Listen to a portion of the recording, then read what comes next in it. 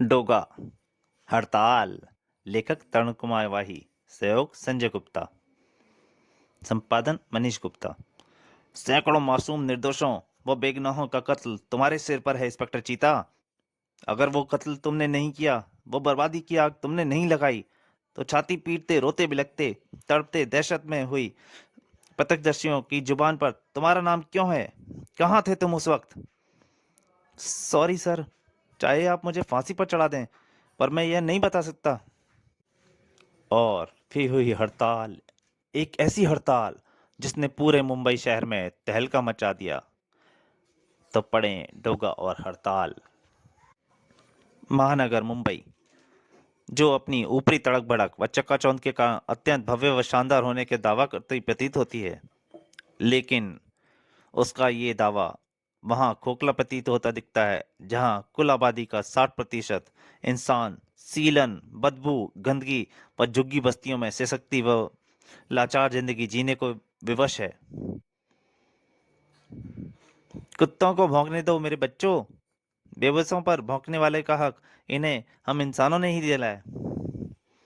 तुम जल्दी करो, ये बोरे शाम तक नहीं भरे तो रात पेट भर खाली रहकर ही सोना पड़ेगा।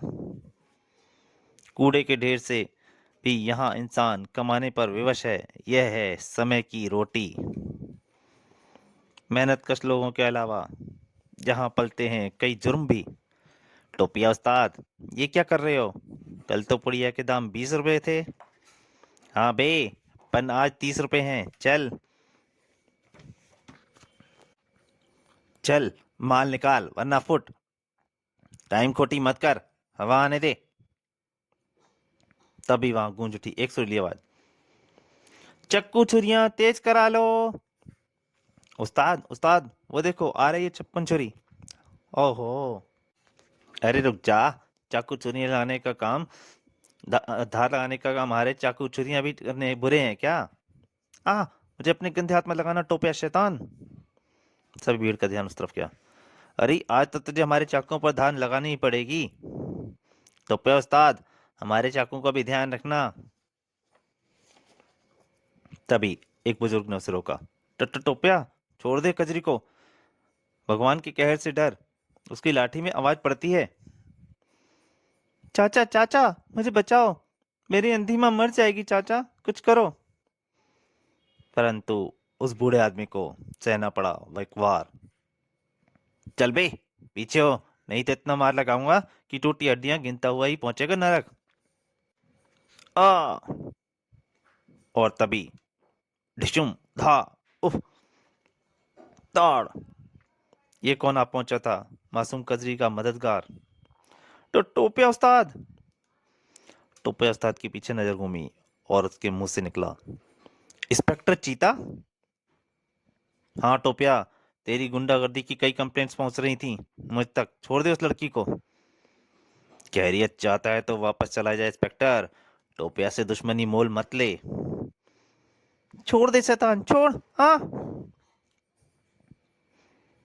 इंस्पेक्टर चीता का पैर एक पत्थर पे लगाया और तो पत्थर सीधा टोपिया के सर से जाके लग रहा। तू अपने घर जा लड़की। जबड़े बिछ गए थे इंस्पेक्टर चीता के, चेहरा कनपटियों तक सुर्ख होता चला गया। टोपिया, ये सरकारी आदेश है, मैं यहाँ सरकारी जमीन खाली करवाने आया हूँ, जिस पर नाजायज ढंग से तुमने और तुम्हारी शय पाकर बस्ती वालों ने कब्जा कर रखा है। कल शाम को यहाँ मुझे एक भी नाजायज कब्जा नहीं दिखना चाहिए टोपिया, वरना मैं तुम्हारा क्या आश्चर्य करूंगा ये तुम सोच लेना। चीता ने इतनी जोर से कहा था कि उसकी बस्ती वाले भी पूरी अच्छी तरह सुन लें। मैं कल फिर आऊंगा और मुझे तेरा इंतजार रहेगा इंस्पेक्टर। टोपिया से दुश्मनी कितनी महंगी पड़ती है यह तुझे कल पता चलेगा। उसी शाम इंस्पेक्टर का बच्चा तो कल आने को बोल गया है, ये शाम को ही दोबारा कैसे टपक गया? टोपिया को खबर कर दे पप्पे, चल भाग। फिर खूनी मुस्कुराहट लाते हुए सबने किया इंस्पेक्टर चीता का स्वागत।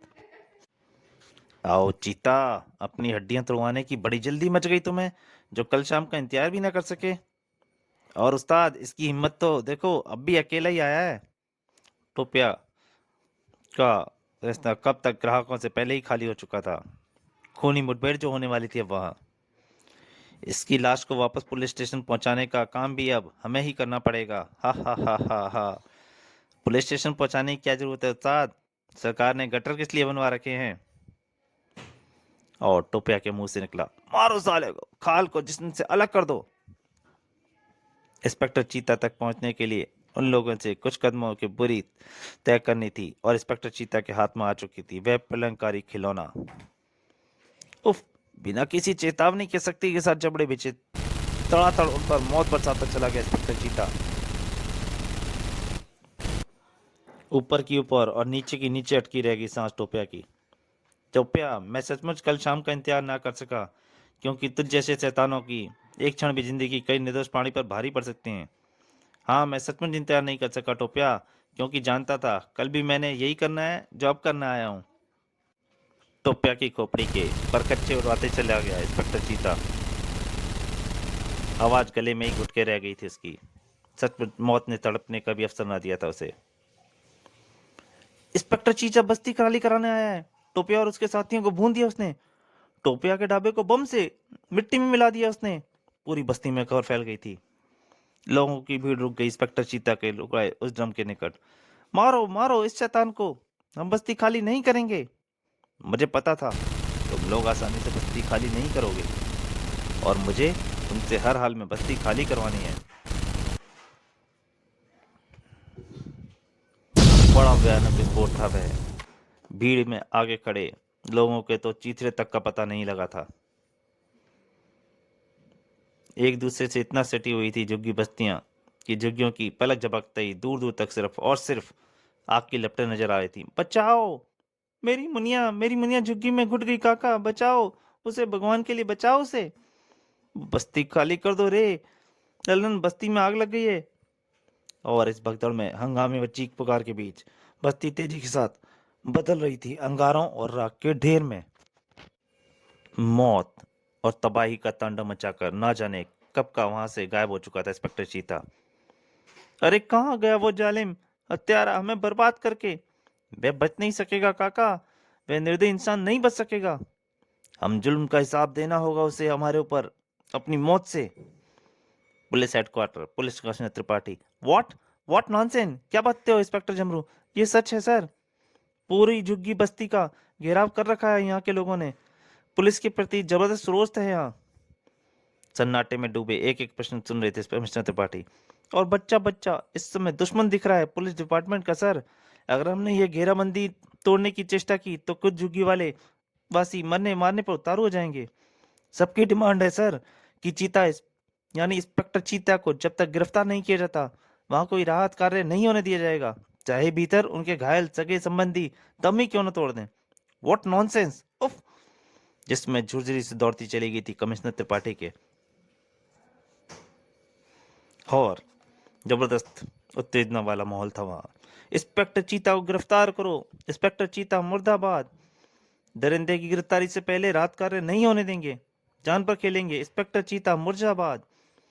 अपनी आंखों से देख लीजिए सर, फायर ब्रिगेड, एम्बुलेंस, राहत दल सभी तैयार खड़े हैं। लेकिन अगर इन लोगों ने आगे बढ़ने की चेष्टा की तो भयंकर उपद्रव मच जाएगा। और सर, असामाजिक तत्व इस माहौल का लाभ उठाने की भरपूर चेष्टा कर सकते हैं, उपद्रव को दंगे में बदलकर। मुर्दाबाद इंस्पेक्टर चीता मुर्दाबाद। What nonsense! मैं कमिश्नर त्रिपाठी आप लोगों से प्रार्थना करता हूं, आप लोग राहत कार्य में बाधा बनने की चेष्टा ना करें। मैं मामले की पूरी छानबीन करवाने के बाद दोषी को दंड दिलवाने की पूरी चेष्टा करूंगा, यह मेरा आपसे वायदा है। वो देखो कमिश्नर त्रिपाठी, मेरा बच्चा आग में झुलस कर तड़प तड़प कर रहा है, पर मैंने इसके सीने पर पत्थर रख लिया है अपने सीने पर। राहत कार्य तब तक नहीं होगा जब तक उस शैतान को गिरफ्तार नहीं कर लिया जाता। मेरा बच्चा। हाँ, ये लोग जिद्दी हैं सर, कुछ नहीं सुनेंगे। उफ! ये लोग तो पागल हैं इंस्पेक्टर झुमरू।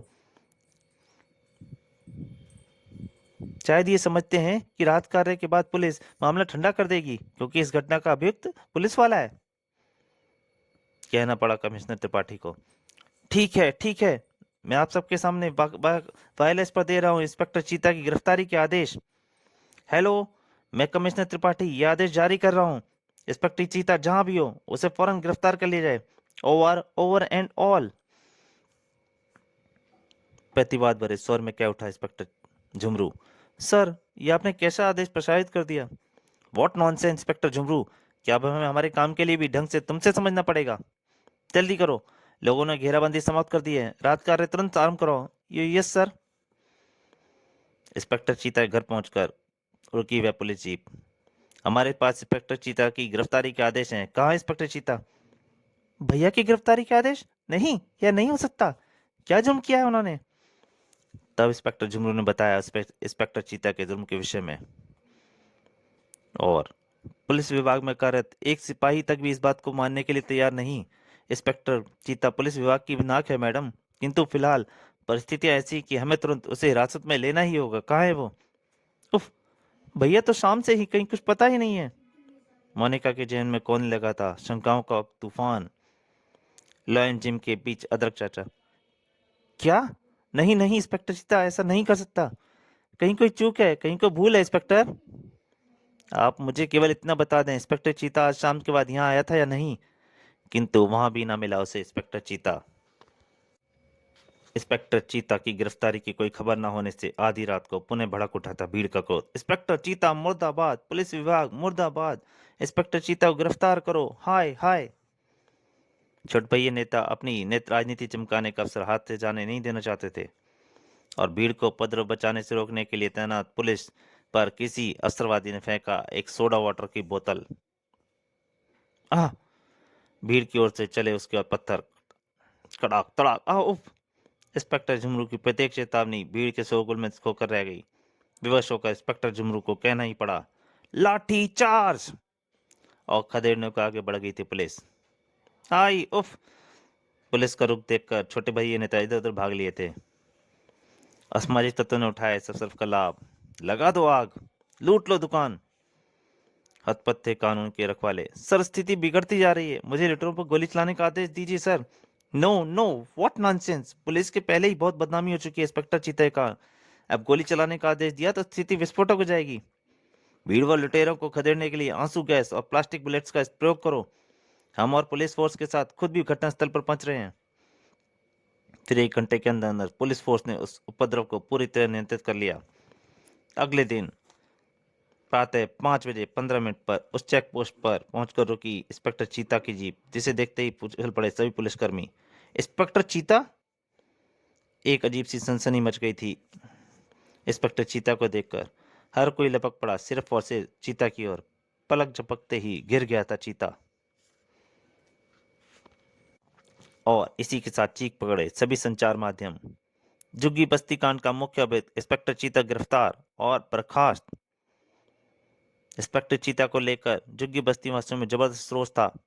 ताजा समाचारों के अनुसार इंस्पेक्टर चीता की बर्खास्तगी और गिरफ्तारी के बाद उसे जेल भेज दिया गया है।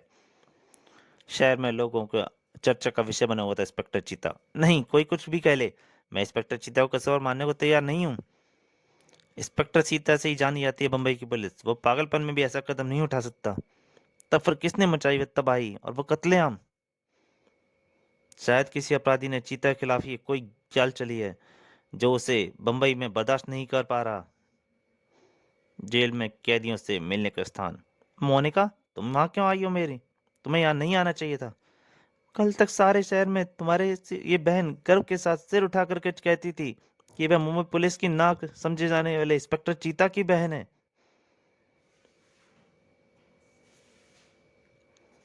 उफ भैया, तुम्हें नहीं मालूम कि आज मैं लोगों के नजर चुराती हुई कैसे यहाँ तक पहुंची हूँ। हर वक्त दिल थर रहा था कहीं कोई ये ना कह दे कि वो जा रही है इंस्पेक्टर चीता, हत्यारे इंस्पेक्टर चीता की बहन। तुमने ऐसा क्यों किया भैया? इतने पत्थर दिल कैसे बन गए तुम? मासूम बच्चों की चीखें सुनकर भी तुम्हारे हाथ ना कांपे? मोनिका प्लीज, अपने भाई पर शक मत करो। तेरा भाई हत्यारा नहीं है, तेरा भाई हत्यारा नहीं हो सकता। अंगारे भराए मोनिका की आंखों में। सिर्फ कहने से ना होगा, तुम्हें इस बात को साबित करना होगा भैया। और अगर तुम ये साबित नहीं कर पाए तो तुम्हें सजा होने से पूर्व ही जहर खा लेगी तुम्हारी ये बहन। मोनिका, मोनिका नहीं, मोनिका। उफ! लाइन गुम में गूंज रही थी।